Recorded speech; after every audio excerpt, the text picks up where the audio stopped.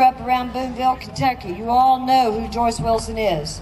She was writing about the history of this county long before many of you were born. And, oh, now come on, Glenna. I'm speaking for me and some of the other young'uns here.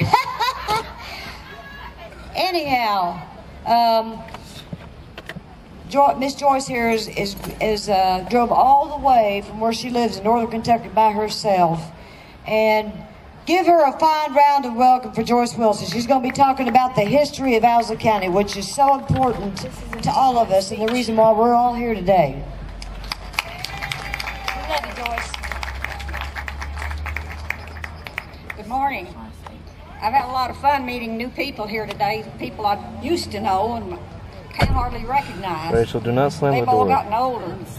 Yeah, you did. But my problem is not a vision. People will come here in search of history, but how much they find depends on how much of our heritage this generation contributes.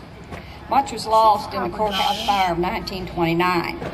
The Owsley County Historical Society is collecting and cataloging military records, letters, pages from family Bibles, old pictures. Some history was preserved by Arch and James Bowman, Fred Gabbard, Tom Eversole, among others, and in later years, Jim Clotter and Henry Mayer, who wrote a book on a century of banking. And then there are the articles in the local newspaper some 30 years ago that became a book that was entitled This Was Yesterday.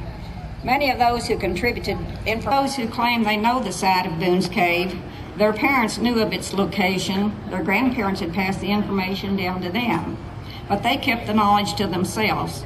That particular cave shall remain hidden, known only to a few. Pioneers who followed Boone, William Baker, Henry Gabbard, James Moore, John Abner, William Neal, perhaps the Reynolds and Bowmans, lived in caves until they too could build 1- and 2-room log cabins.